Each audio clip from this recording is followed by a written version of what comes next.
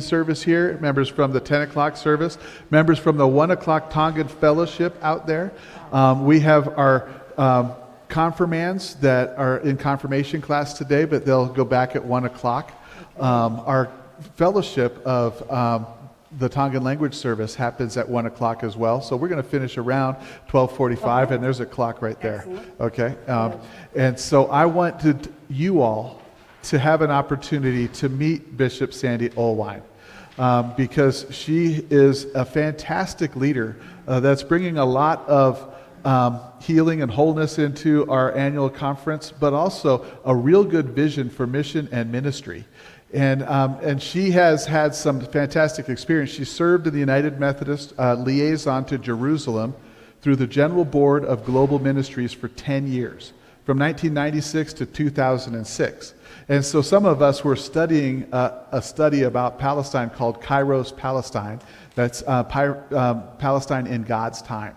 And learning about what was going on there with injustices and difficulties that seemed a lot like apartheid. And yet the people, the Jewish people and the Palestinian people, are beloved people, but there's something going on that is not being held to accountability. But she was living in Jerusalem and in Bethlehem. She's now planning for the Council of Bishops delegation to do a solidarity visit in 2026. And so that's with the United Methodist Council of Bishops. That's worldwide. The executive committee of that council asked her to coordinate the visit, and she's on that council, and she's just had the deepest experience of the bishops on the council, and so she's been given that honor to coordinate that with us. And so, Bishop Sandy, thank you so much for being here, and for just addressing this community and congregation, and that you were willing to get here even before the snow fell. Yeah. And so we're grateful the snow had not yet fallen. Yes. Yeah. So, what would you like to say to us? Yeah.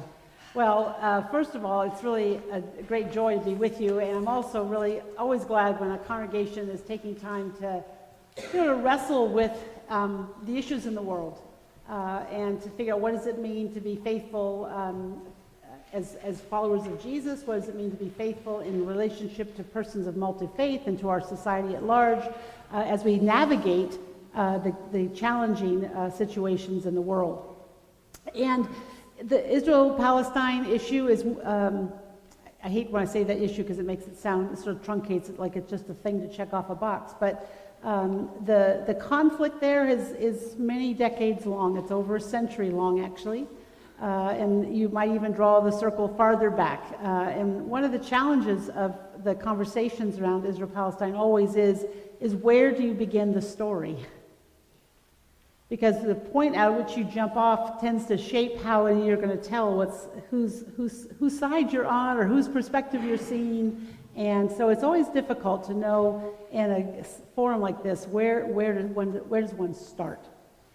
And I want to start just try to give maybe a few minutes of overview, and then we can just dive into some specific questions, because I could spend an hour and a half, 2 hours, which is what I often do, doing a lecture with you on just the whole history, just to bring us up to now.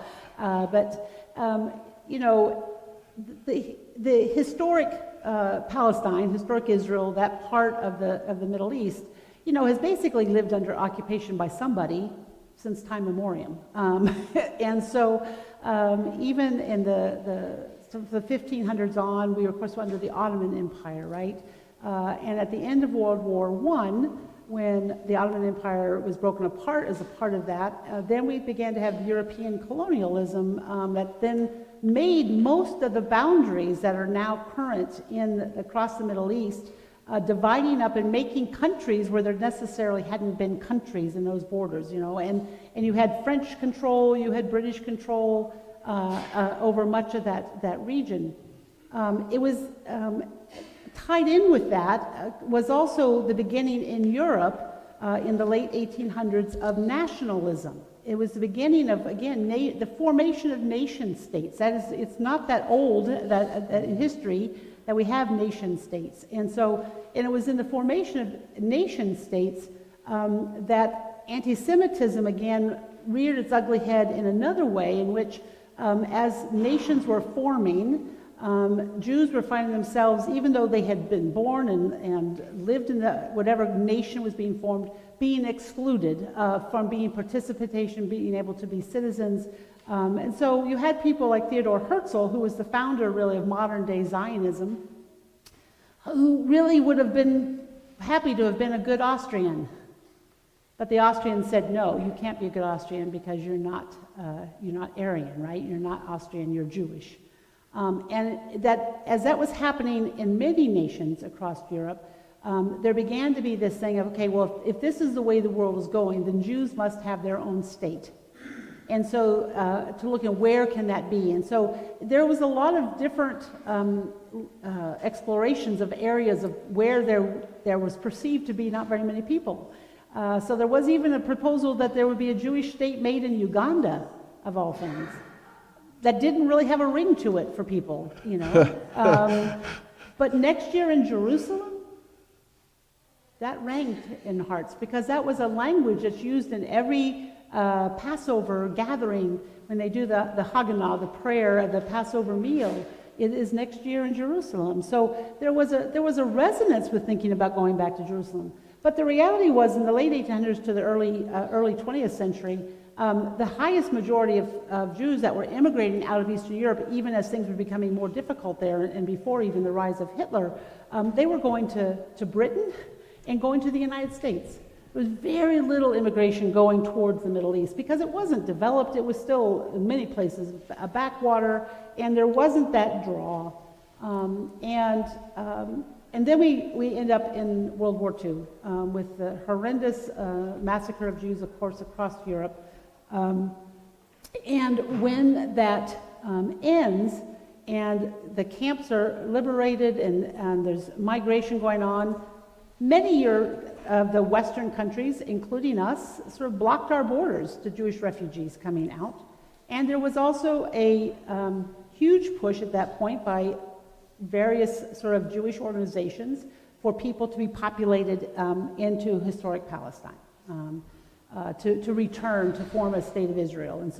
And there had been battle going on, right, in the UN over this, about the formation of a state.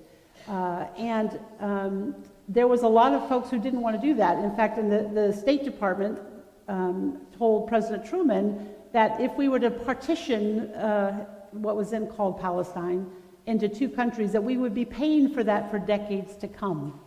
Because it wasn't long before that we had supported partitioning of India and Pakistan, right, which was this forced migration of people into different areas that they didn't necessarily belong to, and a separation of people. But there was a lot of push for the creation of the state. And at the time, there was about 9% of the population that were Jewish, and in the initial drawings of the state, the Jewish population was going to have control over about 55 to 60% of the land, and yet only 9% of the people. And so people in the land said, no, that's not how it's going to be. But the UN ended up passing that. The war broke out. And ended up giving this very new state of Israel control of actually more land, right? Because all but the little part that became known as the West Bank. And then we began this trajectory of war. And it oftentimes in the Christian, especially on your Christian right, gets promoted as a war against religion, and it gets laid out as a Jewish-Muslim conflict. And I always want to remind people that Christians are still a part of when the first Christian churches were in Palestine, and they still are there, right? So that the Christians have not all left the Holy Land, although it's getting harder for them to stay. And so it really underscore it was an issue. It continues to be an issue of land, sovereignty, control, freedom. And you have, so that throughout then we have we can go through all the various conflicts and all of, all the ways in which people have sought to brought peace in the roadblocks. And we can do some specifics as you have questions. But for the United Methodist Church, we have stood for a very long time But the best way to bring any kind of solution to this is going to be through international law, because it's the only tool that we have to navigate things that are not only that are narrative stories, right? This land is not just land. It is holy land to people. It's religious land. It's where their stories as people of faith are written. So there's a deep emotional ties to it. You have the deep emotional realities of Jewish people worldwide, with still living with the realities of a Holocaust and how easy we see when anti-Semitism can rise. But you have also then Palestinian Christians and Muslims who say that, criticizing the state of Israel for its acts of violence and oppression and regression and demolition is not anti-Semitism. And I would stand with them and say it's not, but it's very hard right now in the world to sort of tease out, because there is the rise of anti-Semitism. So how do you tease out those difficulties?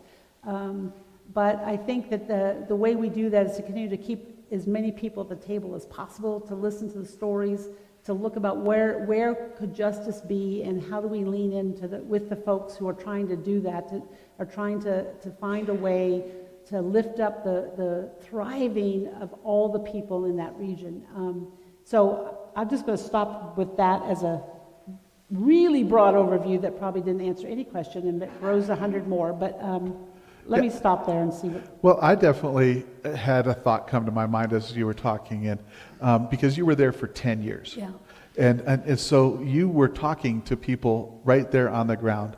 And so what were the feelings you were getting from Palestinian families, from Jewish families, from Christian families, that you were meeting right in person, face to face? Yeah, one of the remarkable things about the work, our United Methodist liaison position was really created in the 1980s. It was during the first Intifada, which was the first uprising. The Palestinians sort of against the occupation in the West Bank area in particular, and in Gaza.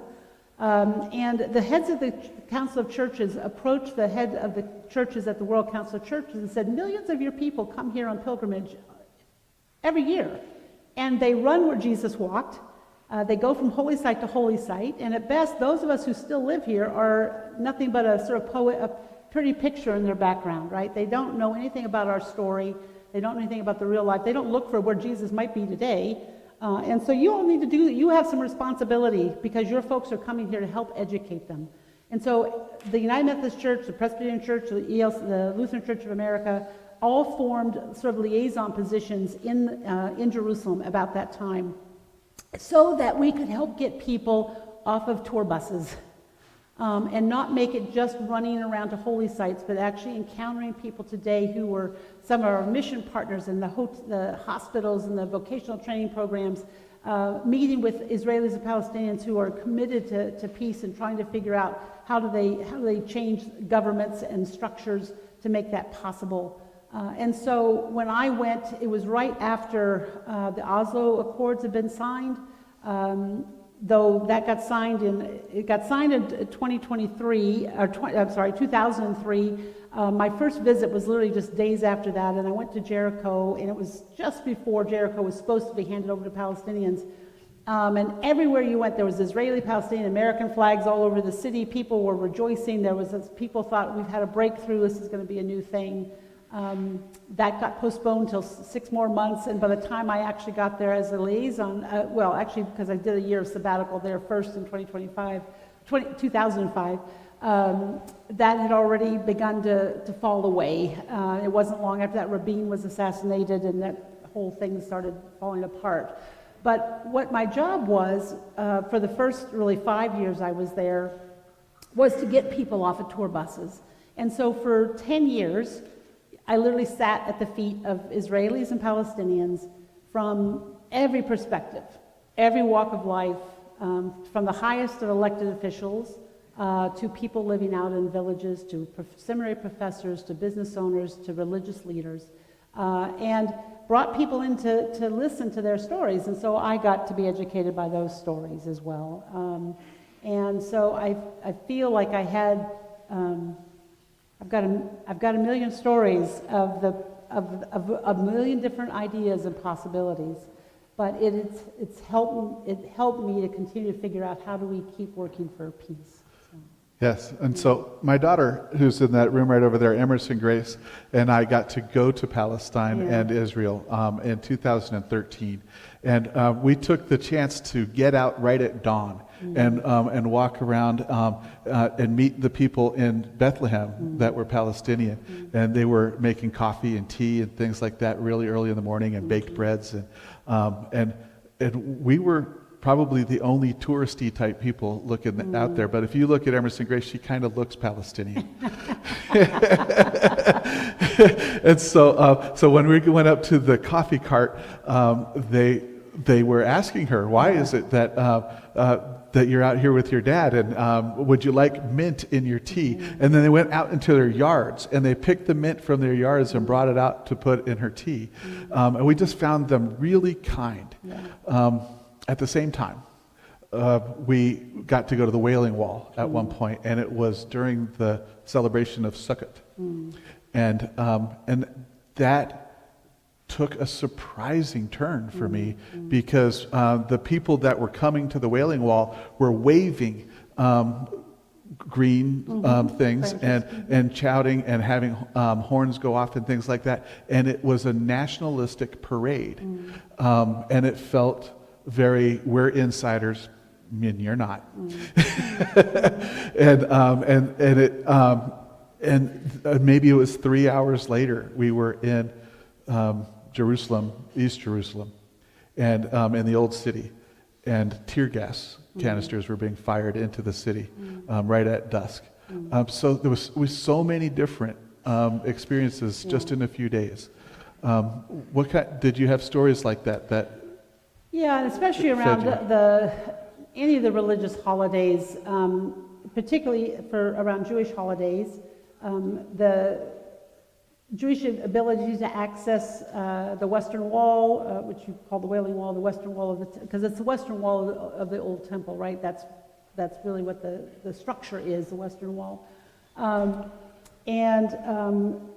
The folks that are coming into the city, whether it's Sukkot, Passover, whatever, Yom Kippur, is to make that passage easy as possible means that Palestinians, whether Christian or Muslim, often then are restricted.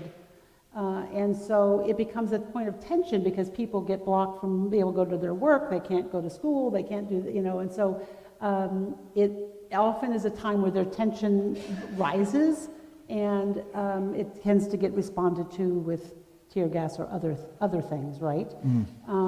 So particularly, like when I was there, I took for the first time. Now, part of my assignment was working at the International Center in Bethlehem, Dar al-Nadwa, which is connected with Christmas Lutheran Church.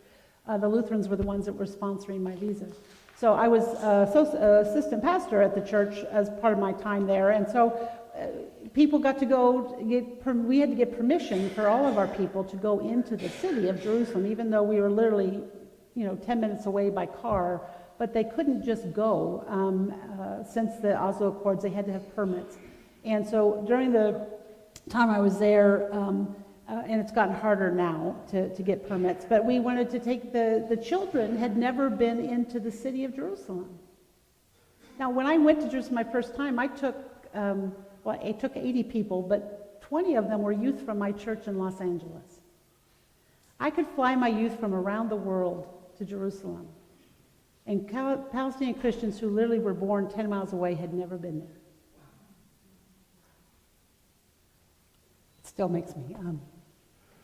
So we had to put them on a bus, and we had their parents, but parents also had to have permits. And so the soldiers came on, demanded everybody's ID, looked at everybody, looked at all the permits, and then picked about half our parents and said, you can't go. Even though they had valid permits, you can't go. So we had to decide, okay, do we have enough adults? Do we still go? Do the parents, so the parents who got kicked off let us take their kids. And we went in to walk down from the Mount of Olives, down the Palm Sunday Road and into the Old City and to go to the market. And it was crushing to me at one level because it was so hard for me to take them there. And I will never forget one of the kids, we came down the road down the Mount of Olives, it's got this brick road. That's where every year is the Palm Sunday March. And there's one place you come around and it's just this open up of the city. You see the dome of Al-Aqsa Mosque and the wall of the old city. You can see the cross and the dome of the Holy Sepulchre and the Christian Church of the Redeemer, the Lutheran Church. And it's breathtaking. And one of the kids just stopped in their tracks and went, "Is that the Al-Aqsa Mosque?" And I said, "Yes." And they were stunned to see it, right? And it's like, and these were children who were born less than 10 miles away. Wow. One other time I was taking them, I had gotten permission, they had never been to the Sea of Galilee. And so we were taking a field trip. We had a busload of 50, mostly again of our youth with some of the parents. We had gotten permission, they had all the things, we got the checkpoint, and they wouldn't let us through. They said, "Oh, this road is closed to you today, but you can go that road." And I was like, "We don't have time," because of course the adults all had to be back before dark, because their permits would have been out, so then they could have all been arrested. And I stood there, arguing with them, and so I went all the gamut. I was calm. I was not calm. I cried. I was calm again. I'm calling the bishop of the thing. I'm calling the embassies, and we are getting nowhere. And one of the soldiers came up and said, "Oh, there's this little terrorist, and why would we let them through?" To the commander officer's credit, he said, "Stop that. You are out. You go sit down over there." He said, "I apologize for his comment, but that was what, oh, you're just all little terrorists." We finally had to make a decision. I got the adults out and I said, "We could sit here and argue all day, but we're not going to get through to the Sea of Galilee." And they said, "That's all right, let's just go take them to Jericho, let's go to the Dead Sea and we'll go home." So I had to get back on the bus and tell these children, "We can't go today. We won't let us through." And I just started to cry. Yes, it still happens. And the kids came and said, "Pastor Sandy, don't cry. We're used to this. We're Palestinians. It's okay. We're going to make the best way out of this we can," which made me cry more, to be honest with you, as these children knowing that this was their life and that's what they were used to. Yeah. But that's the kind of things that people live with all the time. The kind of sort of low level, it's not low level, but it feels low level to us. It's just a kind of insidious part of how occupation has impacted through many, many years. That in Gaza the same way. I mean, Gaza got closed down basically in 2006 when I left there, and it's been closed for 20 years. And so it's really the world's largest open air prison. And the fact that violence erupts out of that place shouldn't surprise anyone. Mm-hmm. What shouldn't surprise people is that most people there want to just live a life and care for their children and educate them. And they keep on doing it in spite of the fact that everything in the world continues to take that away from them. Yeah, even now we see them in the pile of rubble saying, "I just need a tent and I'm going to be fine." And it's so that is a real testimony to resilience. Yeah.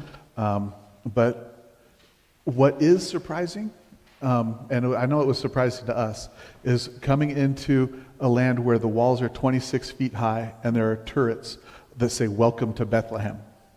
I don't know that many people, if you haven't been there, you don't know what this looks like. But how did that impact you when you got there? Well, it wasn't there when I got there. It was built while we were there. And some of you may remember the siege of Bethlehem in the right around 2001. It was early on in the Second Intifada. It was right after Easter. I won't ever forget this. And we were under siege for 6 weeks. And there was a lot of, the news was all on. There was a group of Palestinians, some fighters, some just guys that were locked in the Church of the Nativity. And Israel had invaded the city, and it was an awful time, but all the attention was on that. But what was going on while that was going on was the beginning of the construction of the fence around Bethlehem, and nobody said a word about it going up because nobody was paying attention to this, right? So why was this going on? Well, so that could happen, right? And it was past that, then the wall began to be built. And the way in which it impacted us, I mean, one was it again cut off Palestinians' access to their own land. I lived with a Palestinian, I had a flat in a Palestinian family, Christian family's home in Bethlehem. They're olive workers. In fact, if you ever see my crozier, my shepherd's staff, my family I lived with made that for me out of olive wood from Bethlehem and sent it to me as my gift for becoming a bishop. They lost access to all their trees. They're ones that they use personally, not for their olive covering, but for the harvest of their olives. That's happening. You see news stories every day right now, if you're paying attention at all, across the West Bank, because it's the olive harvest time. And Palestinians across, particularly the northern West Bank, are being stopped from harvesting because of the Jewish settlers in the settlements there, who are violently prohibiting people from harvesting and then stealing the olives. These are fundamental to people's life, right? They get their year's oil from this, they get their year's olives from this. Some of them sell them, but most of it's for their families. And so the walls in many places, what they've done is cut people off from their land, either their olive land or other farming land.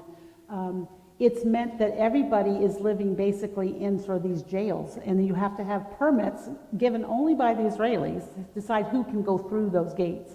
And so as a foreigner, there's separate gates, right? We got separate gates, so they're not separate and equal, just to tell you. But there are separate places to go through.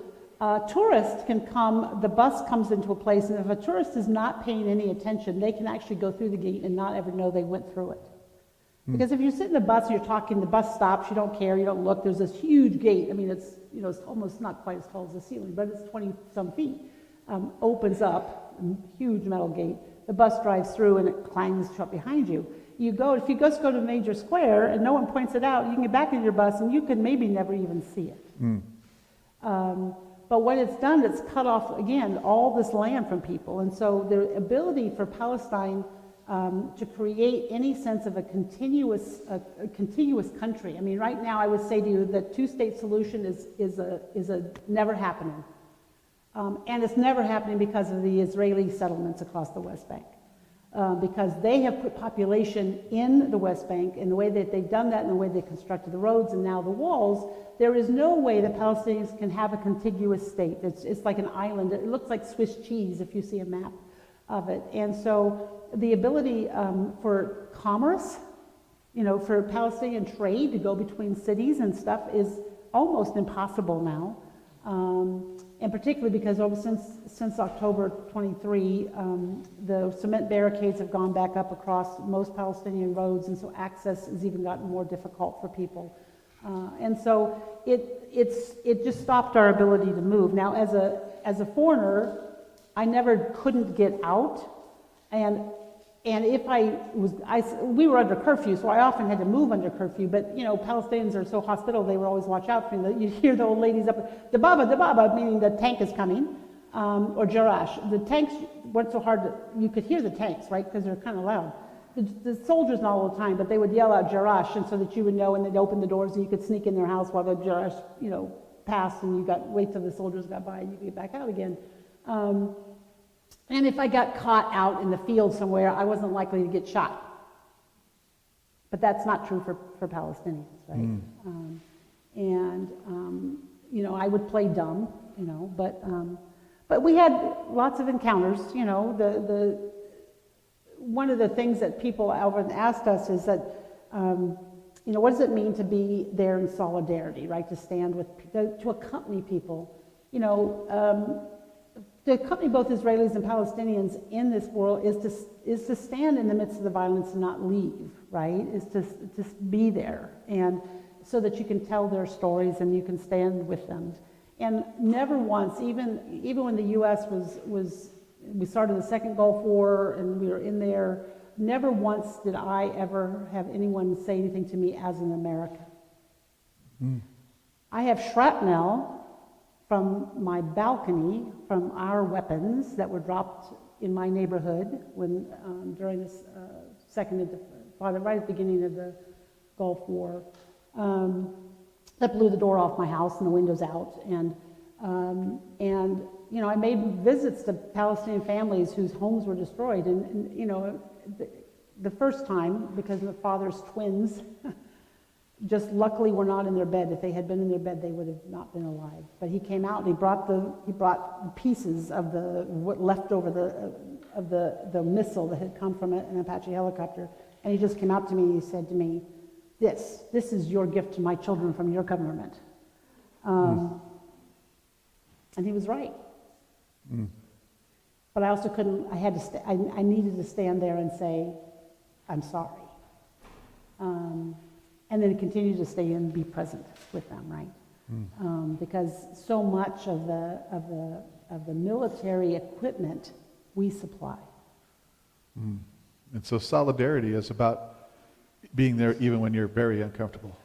Yeah, I mean, there were some tough times, you know, but you know, one of the, but as I didn't ever feel targeted, you know, when the first time the tanks actually came all the way into Bethlehem before the siege started,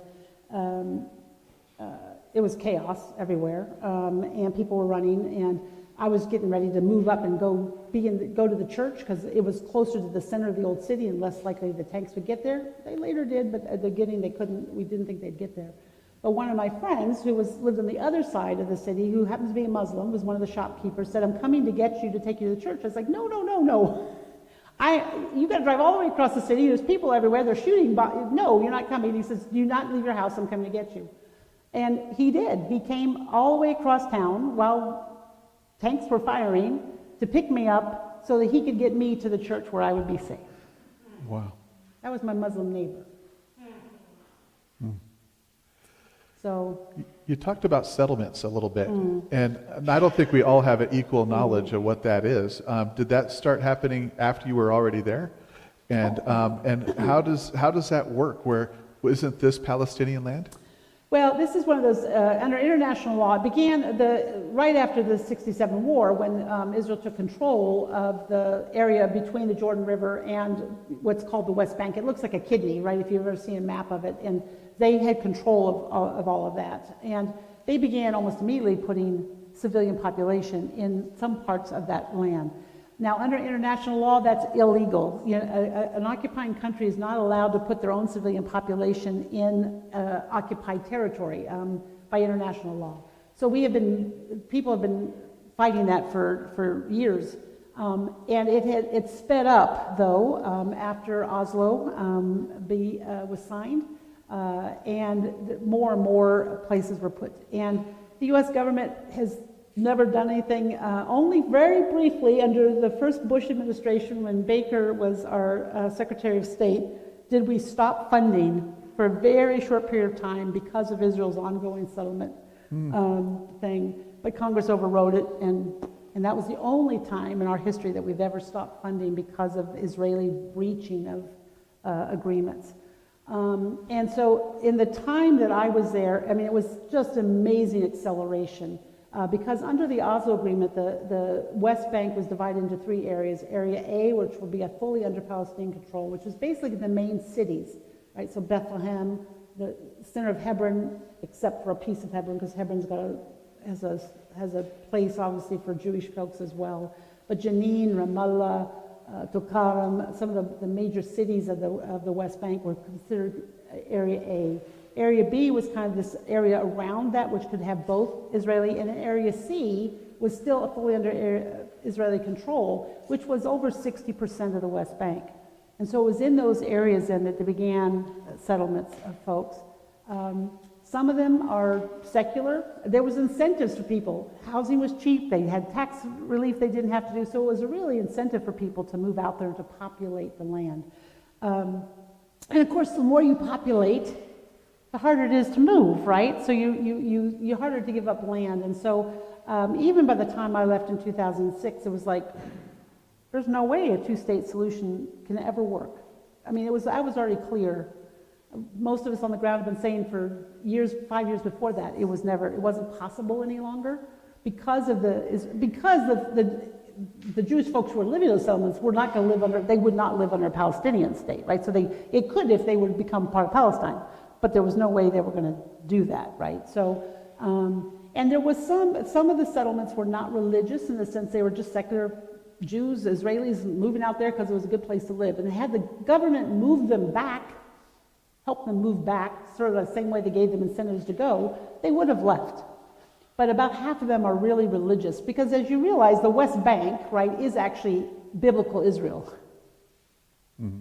Okay, the part where Israel is now is basically biblical Philistine. So, so we've got a bit of a switch here. But so that there's people who are religiously that this is ancient Israel, so we're not giving this up, right? And the sharing of Jerusalem is another one of those pieces, right? It's what led to Rabin's assassination, because he had begun to talk about, in the very minute terms, about what it might look like to share Jerusalem, and that's what got him assassinated.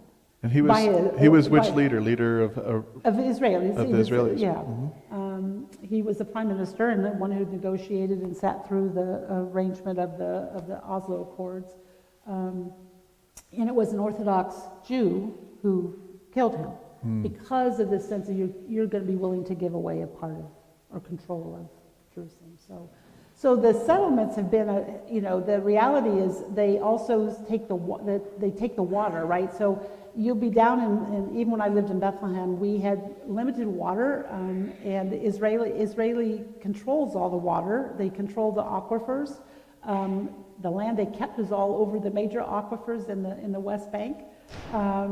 And so you'll have settlements with swimming pools and stuff, and people down in the Palestinian villages below the settlements that haven't had running water for 6 months. We have to buy water and truck it in. And so you have this disparity of what's available, what's possible for Israelis and settlements, and they're only allowed to be Jewish Israelis because there are Palestinian Israelis, right? There's about 20%, 25% of the population of folks who were maybe internally displaced, but they weren't actually pushed out of the country, and they were eventually given citizenship, but they're Christian and Muslim, but they are not allowed to live in the settlements. Only Jewish Israelis are allowed to live in the settlements that are in the West Bank. So. Wow. And so do we have ability to have questions from everyone out there? Sure. Okay. I won't give you a lot of information. It's like, whoa. No, you're doing great. And so I'll get a microphone here, and I think we've set a good foundation. So who has a question that they would like to ask? And this is Roger. Thank you. Why have the Jews always been persecuted? And Jesus was a Jew. Yeah, well, that's a question that'll take us forever. Anti-Semitism, it's real, right? And unfortunately, it came, it really grew, and after, fortunately, Christianity became the religion of the empire, right? And so anti-Semitism runs deep within our own tradition. There in the early days of the empire with Constantine, the scriptures out of John with Jews as the Jesus killer. There has been hatred against Jewish people throughout our tradition, and then that became politicized, right? And in nations and laws set up to discriminate against, and it's one of our great sins. It's one of the great sins, and it continues to go on. And the difficulty, I think, in Israel-Palestine issue always is the political Zionism that led to the state. There are different forms of Zionism. So you had people like Martin Buber, okay, great Jewish theologian, who after World War II, he and Viktor Frankl too, is another voice, sort of said never again to anyone, right? Like we have, and so Martin Buber wanted Jews to be able to go to historic Israel and Palestine, but also wanted to do it as a fully democratic state so that everybody could be together. And then you had the folks that came out of the Holocaust, Golda Meir, Ben Gurion, and others who were never again to us, which you can also understand, right? And that's kind of the Zionism that took hold in Israel. And after the 6-Day War, when it was the only time really Israel almost came close to sort of not existing anymore, that was a real shocker inside the country, and it really sort of revved up, I think, that high sense of protection. You know, Arabs got all these other countries they can go to. We have this little tiny place. Why can't they all leave and go someplace else? Because there's so much affinity for the state of Israel as a Jewish state, that gets hooked up sometimes with people in the way in which they talk about the country, right, and about the policies of a nation state. And so I always tell people, be very careful about your language, that you're talking about policies of the state of Israel, not the Jews did this. Right. That's our tendency, is to go to the Jews did this, which is why then you see people, Jewish synagogues over the last few years being attacked or whatever because of what people think of what's going on in Gaza. Well, even if they're pro-Israeli, they didn't have anything to do with what's going on in Gaza right here, right, in the sense of at least deliberately. So attacking them doesn't do attacking them is not the way to do it anyway, but it doesn't do anything for Palestinians. Palestinians don't want you to do that either, right? I mean, there's no use for that. But we find it very easy. You see it in the media all the time now, even with going back to, the Jews control the media, right? So all those old memes that come up that are ancient, they're deep-seated in American culture. It's a part of, someone asked a question about Christian Zionism. It is highly a part of Christian Zionism. It is not in Christian nationalism. And that's a third Zionism, right? Well, yeah, and it's very deeply connected to Christian nationalism, which is very anti-Semitic, very Islamophobic, and actually very anti-Christian. But so it's one of those things we have to continually watch for, because it's real and it's deep in our story. Even as we tell our biblical stories sometimes, we have to be very careful how we use our text. Because the way in which it's written, if you read it in today's world without understanding that the writer might have been Jewish, that Jesus was Jewish, we get very much into a triumphalism around it. So I think Roger has one more question. yeah. Yeah, did the Holocaust people know what was really going on? I don't. Could you ask that again? You said, did the Holocaust people, the people that were persecuted in the Holocaust, did they know what was going on actually? Then? During World War II? Well, I mean, obviously the people who were getting picked up and put into trains knew what was going on. So I'm not sure if you're asking about the Jewish folks or the people around the Jewish folks. Well, yes. Obviously, the repression across Eastern Europe in particular, but across even Western Europe, in the early 20th century, the repression against, as nation states were developing, the repression against Jewish folks was increasing dramatically in those states, right? And so you began to see this migration away. And so if you look at U.S. immigration, there was quite a bit from Eastern Europe in particular, of Jews coming to America in the early 20s. Of this country, or going into Britain, some into France, just getting out of Eastern Europe because the repression was getting very high. Yes, of course, once the beginning of the in Germany and across Poland and others, as the Third Reich took more control, Jewish folks knew they were getting rounded up and shipped off into the trains and so on, right? How much, the rest of the world, some of them they knew, but we knew later then. We knew it later. But we still didn't do much about it. We eventually did, but in the beginning days, there wasn't much, right? That's that great quote by the theologian Niemeyer, right? They came for the Jews, and I didn't say anything because they didn't come for me. They came for the communists, and then they came for me, and there was nobody left. That's kind of what happened, right? Nobody said anything. One of the Israeli journalists who I just admire beyond, I just don't even have words for my admiration for, is Amira Haas.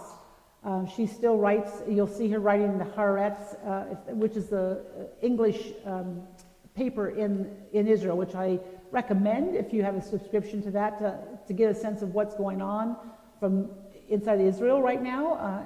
But Mira Haas has particularly given her life to writing the story of Palestinians back into the Israeli society. And she's done that. She was in one of the last groups that I put together from the Western jurisdiction, in fact, in 2006. And she said to them, because someone asked her, why do you write the Palestinian story? And she said, well, my parents are both survivors of the Holocaust. And her mother, as she was growing up, as they were growing up, said that the thing that was hardest for her was all the people who just watched. The neighbors that watched them get put on the train and taken away. People, as the trains would go through the villages, that just would stand and watch. Bystanders. And she said, we were raised, my parents said, you will never be a bystander to injustice. And so for her living out that ethic, coming from her parents who were Holocaust survivors, was to tell Palestinian story so that she was never a bystander to injustice. Yes, and right around Martin Luther King Day, you wrote an article that said, don't be a bystander, and quoted some folks about that. And so we ended up with questions about what does it mean to be a faithful Christian, a United Methodist, and to stand in solidarity. What does that look like? I know John Helmerich had questions like that, and so he'll probably shake my microphone soon, but could you start to address that? Yeah, it's such a good question, especially in our political world that we live in right now. And I want to root us back in that. It really comes first out of our baptismal vows. It says, will you resist the forces of evil? And repent of your sin, right? So, and then do you accept the power God gives you to resist evil and oppression, whatever form they find itself? So that in our baptismal vows, being in the world as faithful Christians is a part of who we're supposed to be, right? Now we do that with that repenting of sin. I said keeps us humble. So we're always listening, right? We're trying to make sure, because it's hard sometimes to figure out, okay, where's the just thing in this? How do you, when there's, in this case, where it feels so complicated, I actually like the word is complex, right? Because it's so that we need to listen to and sort of tease out the variety of stories and narratives to understand what's going on. But, so that's the humility part that we have to have. But, we're called as people who follow Christ in our baptismal vows to care about the things in the world that are broken, that are not the reflection of the reign of God. So we're called to step out. As Methodists, it's highly in who we are geared to be, right? Wesley taught personal piety, a sense of, I take care of my faith. I attend to things of worship and communion, but I'm concerned about social holiness, the sense of the ways in which the world reflects the love of God. And so it is rooted in who we are as Christians and rooted as who we are as Wesleyan Christians, that we not only care about what goes on in these walls, but what happens in these walls shapes about what goes on beside these walls. And so we have to be in there. We have to be out in the world, and we have to be standing with people. I mean, the fact that you're getting ready to open up the sanctuary for folks who are housed in your area for winter is a sign of letting the world, is caring for those brokenness in the world. Another step is why is there homelessness in our country? Right. So we work on advocacy, right? We start to look at the social policies. Why are, and so that we do have a voice to say in that. It's not partisan, because there ain't a party in the world that's reflective of the kingdom of God. Just letting you know, in case you're confused. Every political party falls short of the reign of God. But we are called to be political in the sense the politics is about the body politic. It's about the well-being of society. Gospel is about the politics of living together in community. It's not partisan. It's not to be on one side, one party or the other, but it's to find the ways in which we can find the well-being for the most people. That is clearly the gospel, and that's what we're called to, I think. One of the community scholars has a question. This is Yelena de la Peña. Two related questions. Yeah. What did you feed the kids on the bus? And what did you eat regularly? What did I do with the kids on the bus? What did you feed the kids on the bus, and how did you eat regularly? Well, we always packed Palestinians pack food, so we had fruit and we had things, but we stopped in Jericho and went and took them to a restaurant in Jericho where we had hummus and kebab and eggplant and pita bread and vegetables and salads, because that's what we eat, right? That's the food.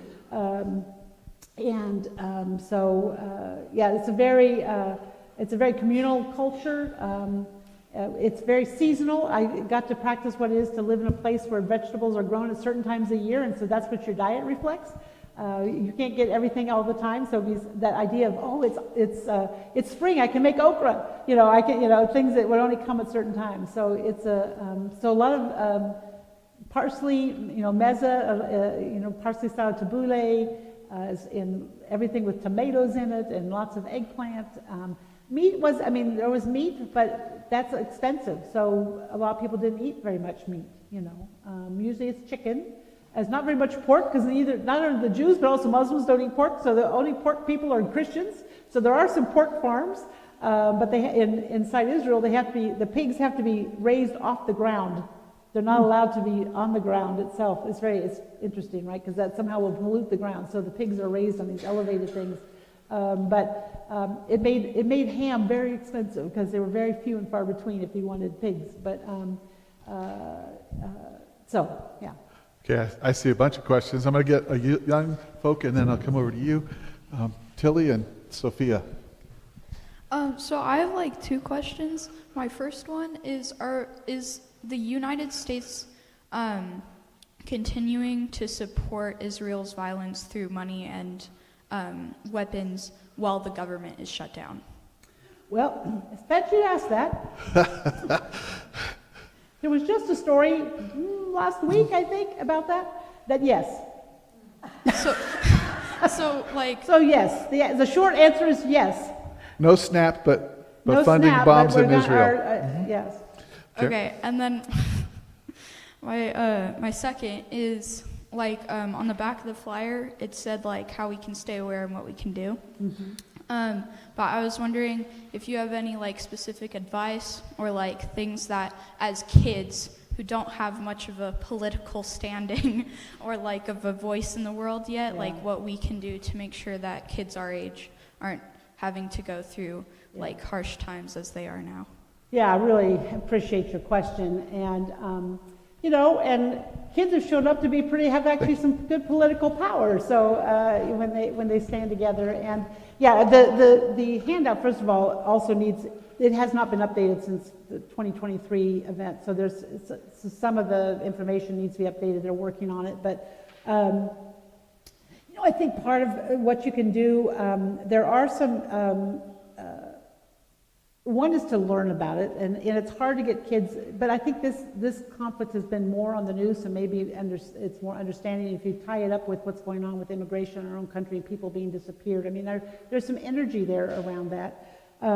Obviously, you can raise money for. I mean, the World Kitchen is doing good work is trying to get food in. The Aliyah Hospital, which is our hospital partner in Gaza, it's the only Christian hospital in Gaza, but mostly destroyed. But they are still operating as best they can, and we have ways sort of raising funds right now is one of the things that's most helpful for humanitarian kinds of ways to get funds into as we can. Gaza is still closed off, and despite that, there's still been bombings going on almost every day, and so it's still very difficult. The aid is only going in about a fourth of what was promised to go in still, and so this issues of starvation is still a huge thing. So I think finding some of those places that and groups that are doing work. I think it's also good for you to write your elected officials, because even though to say, look, I'm a young person, I don't want a world where this is happening, right? And why are other young people doing this? I mean, they have the youth in Gaza now have lost 2 full years of school, right? Mm-hmm. So, and just to think about, that, and I mean, they've tried to have classes, but it's just to think about the long-term impact that this has had on the little children and children, and to remember that Gaza is 60% under the age of 18. Yeah. So it's 1,200,000 people that are under the age of 18 that have been impacted. Yes. Now, we had a visit from Arij Masood into our conference, and she lives in Bethlehem, is a young woman in Bethlehem, and is doing a fundraiser to try to educate other young Palestinian women in the English language, because that's an empowerment. And she has a way to funders, like a GoFundMe. And so I can connect you with a flyer for her as well if you wanted to be very direct in your assistance to Palestinian young women. Yeah. Sophia had a question too, but Well, go and ahead with also the there's bishop. also like one of our longstanding partners in Palestine, where I used to work, but now they've started Dar al Kalima University, and that's in Bethlehem, and it was destroyed. They had a site in Gaza, but the building itself has been destroyed. But they still have staff who are working there, who are doing stuff with children, trying to do stuff with education. So I can get that information to you. It's another good place of helping to support them financially as they continue to try to do work inside Gaza. So. Yes. Now this is Sophia. Hi, Sophia. Out of all your experiences, which one had the biggest impact on Oh, you? gosh. Yeah, it's a really, it's hard to sort of say which one had the most, but it's a story I shared, but I will share it because it probably, I will share this with, I shared it with the clergy at last year at the sermon I gave to them, my first visit with them at the gathering of spiritual leaders. But during the closure that we had after Easter, the 6 weeks of the intense bombing, destruction in the city in Bethlehem, it was a really tough time, and it was the only time that we didn't manage to still go to worship. We used to sneak through the streets to get to worship, but that time was just impossible. There were snipers in all the roofs, and you just couldn't go. So the very first Sunday we were able to get back into worship after Easter Sunday was actually the last Sunday of Eastertide. And so I met Mitri Raheb, who was the pastor then, and he and I were meeting and talking about, well, what are we going to do for worship? I mean, obviously we got to do some trauma response and stuff. So we decided the last song that we had sung was on Easter Sunday was Christ the Lord is Risen Today. And we sang it in Arabic, English, and German because that's the language of the congregation. And so we decided we would start the service with that. Rabbis for Human Rights had contacted me and said, now would it be all right with the congregation if we came to stand and worship with you in solidarity? I said, I'm sure it's fine, I'll check. They said, we don't have any trouble with these individual Israelis, of course they can come. And so there was about 5 members of his Rabbis for Human Rights that joined us for worship that day. Church was packed. It's a sanctuary about the size of this one, people standing outside. Of course, it was the first day, and it was pale. I was up in the front, and I saw a sea of just very pale faces. People were exhausted. It had been a horrible 6 weeks. And we started that song, and it was very quiet. I think Mitri and I might have been the only 2 people singing. But as we got through each verse, you could see life coming back into people. They started standing taller. By the time we got to verse 4, soaring where our faith has taken, I thought the roof was going to come off the sanctuary. And tears were flowing down people's faces. Outside, it was pure devastation.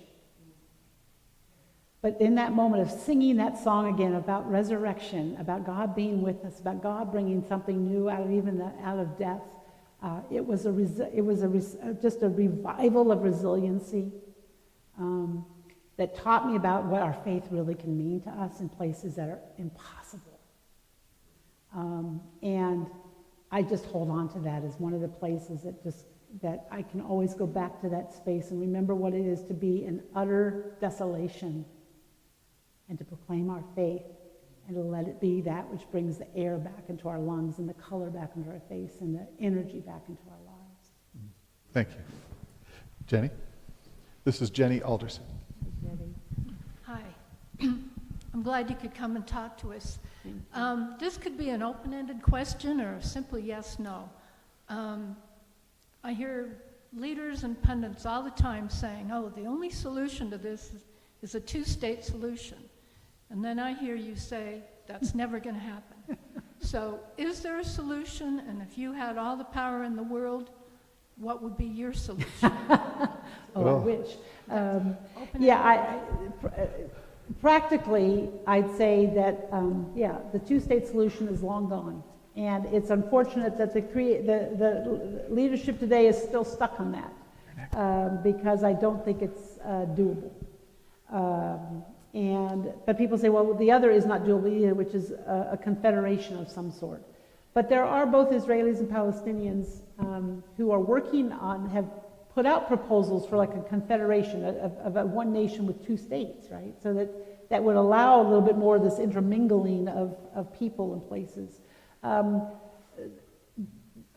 But there's also inside Palestine people who want to be out from underside Israel, need a season of being out, completely out from underneath the foot of Israel. And so it's tricky.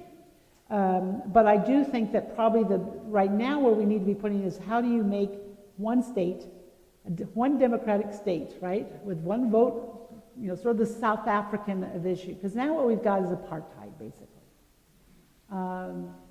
And that doesn't work either, right? So I think that the reality is the only way forward ultimately is going to be for both places to still stay and not destroy each other is going to be with some kind of one state solution. It could be a confederation internally, of two states, but one nation. Because then you can deal with the issues of refugees, Palestinian refugees, which is completely off the docket right now, which is the longest standing refugee population in the world are Palestinians that have been displaced in 48 and 67, now in 2000. It just continues to people keep being displaced. You could say it's just a pipe dream, but there are Palestinians and Israelis, thoughtful people who have been proposing this for a long time. And after Gaza, there's actually a few more Israelis who see that. And that's been the block. Because Israel has defined itself as a Jewish state primarily through the idea of demographics. So if you hold on to demographics, you can't do one state because they immediately would not be the majority again, right? And so you now have Israeli politicians on the right that are saying, well, we should transfer Nazareth out of Israel because it's primarily Arab, right? So we want to get rid of all the Arab populations in our state so that we are fully in control of Jews only. That's not going to function. That won't work either, right? So I think that with the devastation after Gaza and the actions of the Israeli government, there is more underground. You can feel it. It's mostly you hear it in the activists, but there is some more conversation. So I do think that we could lead into that. But the reality is that the U.S. has to get out of being the negotiator, because as long as we are doing that, it'll never happen, because it will side always with the powerful. We have no interest in siding with Palestinians, and so we give crumbs, but we have no interest in ending the conflict for Palestinians. So. I think we have time for one more question. Was that you? Okay. I was hoping you could speak more directly to what is the United Methodist Church Global Ministries work that is happening in Palestine right now, and what is the vision for that going forward? Yeah. Well, right now, we started, right after I left, our United Methodist Liaison Office there became also sort of a Pan-Methodist, and so the person who's there right now, who's in the job that I had, is actually from the British Methodist Church. And so we continue to be present there to encourage people when you go on trips to not just do the tour bus thing, to not just do the Holy Land run where Jesus walked tours, but again to continue to let people get people off of tour buses, right? So one of it is just engagement. It's trying to help people meet Israelis and meet Palestinians so they get beyond the sound bites. Right? And it's particularly critical for those of us who come out of a U.S. context. So, because what we get here is sound bites in our media, right? And so it's really hard to sift through and find stories, right? So part of it's just going and beginning to learn how to listen how to learn, how to hear what people on the ground think about what is going to be possible to make peace and justice, right? Instead of us imposing, what is it coming out of the ground there? That's one piece. Two is we do have partners there. We have hospitals that we support. We have vocational training centers that we support. We have human rights groups that we support that are part of our partnership. And so we have an event through our second mile giving. It's called the Advance, right? That people can financially be supportive of these institutions that are trying to bring health and well-being, that are working on issues of justice in both across the communities, that are working and helping to train people on nonviolent conflict and various kind of conflict resolutions and bringing people together at the table. That's another piece of the work that we're doing. And thirdly, it is still to be a presence and to continue to witness to our U.S. Department of State departments and political agendas around the very uneven ways in which we support peace or don't support peace. And mostly it's not supporting peace, right? We don't seem to know the things that make for peace. So calling folks to review our stances, to recognize that some of the ways in which we've acted have not only not been good for Palestinians, they have not been good for Israelis. And that we have to keep that witness up. And it's slow work. I mean, I can say, which is not easy to do, but I can say without a shadow of doubt, the years I was there, we actually made a shift in what was going on with local church witness, what was going on, the ability to get to our Congress people, our elected officials around it. It wasn't a huge shift, but we made a shift. There was more stories coming out. Now, part of that was because there was also a change in the media, right? So there was more access. During the first Intifada, Israel controlled the media coming out of there almost exclusively. But while the years I was there, sort of email began to emerge. It was just starting there when I went out, it was there. But by the time I left, of course, you had also had other kinds of media beginning, Facebook and things were just getting started as I was leaving. But the ability for people to hear the stories from a complex set of people, that's one of the things that we can do, right, is to help people hear stories of people on the ground. That was my primary work, actually, because during the second years I was there, nobody came because we were under this massive war all the time, and so people didn't visit. So my job was to help people hear the stories of lives. And then two is to support our Christian colleagues there, right, our churches in the Middle East, to continue to make ways possible for the Christians to stay in the Holy Land, to stay put and not to have to feel like they have to immigrate out for the well-being of their children. So that just as we seek here to have churches that are vibrant and are serving their community and witnessing to Christ, we want that to happen there. Much like the letters of Paul when he talks about support the church in Jerusalem, that still is our calling to continue for their well-being and their livelihood. So those are just some of the things. I don't know if that helps, but some of the things. Well, thank you. And thank you so much, Bishop. Would you give her a hand? Well. Thank you. We're about to start another service, Yes. but if you would pray us out, Sure. then I'll ask everyone. We're going to clear out of here so our Tongan community can come on in and have a worship service, and our youth are going to have confirmation class. Excellent. And so we'll all meet. If you're going to say anything to anyone else, do it over here in the parlor. But please Okay, give us a great. prayer. Gracious God, you call us as people who seek to follow Jesus to be present in the world, and to be present in complex situations that are far, far away.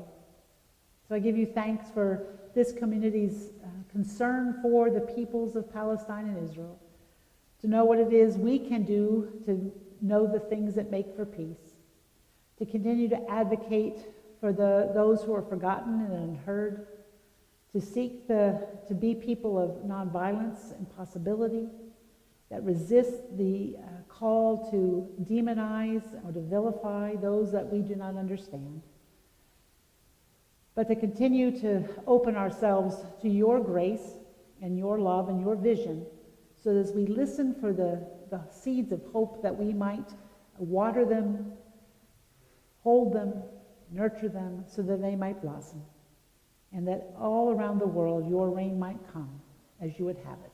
Let that be our vision here and for the whole world. In Jesus' name, amen. Amen. Okay.